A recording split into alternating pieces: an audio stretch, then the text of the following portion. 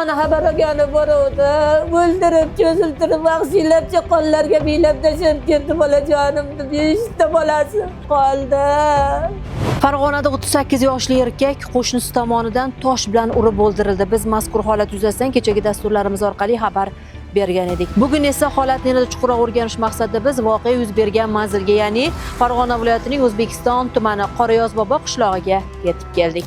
5-noyabr kuni 11:30da mahalla raisimiz telefon qildi menga. Tezda o'sha bog'larning pastiga tushib boring dedi. Shundan cho'p men kelsam, jiyanimda o'ligi mana shu yerda yotgan edi. Miyasi majaqlangan holatda, ko'zlari chap tomonni ko'zi irg'ib ketgan. Kalpushinkasidan qo'limda tiqqanimda qo'lim qon bo'lib ketdi.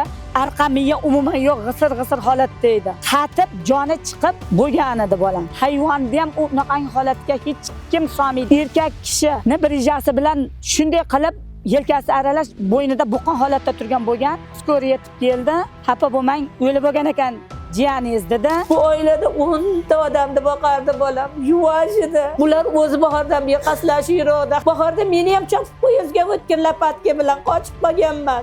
Odamlar borida erib qolgan bo'lmasa meni o'shanda o'ldirib tashlar edi. Undan bolam deb 1-2 marta qistovga olgan. Oldin nima davadi bo'yin bari bir kuzakkacha yo seni o'ldiraman yo bitta bolangni o'ldiraman deb yurardi.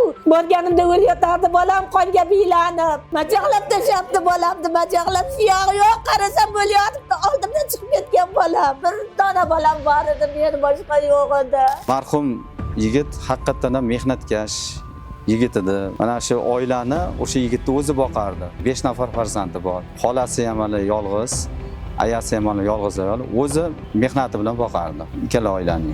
Narigi tomon ham tuzuk, ham o'rtacha shunaqa oldin bunaqa voqealar unda ham sodir bo'lmagan. Ularning o'rtasida bunaqa adovatni endi biz ko'rmaganmiz, o'rganishdan aniqlanmaydi.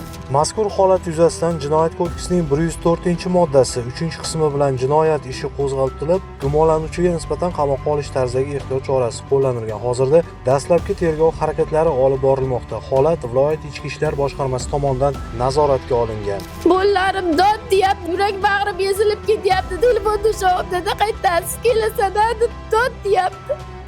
Bu xonadondan chiqayotgan bir mushtipar ona, 5 nafar go'dak va bir ojiza ayolning oh-vohi har qanday inson qalbini larzaga soladi. Biz marhumning yaqinlariga chuqur hamdardlik bildiramiz.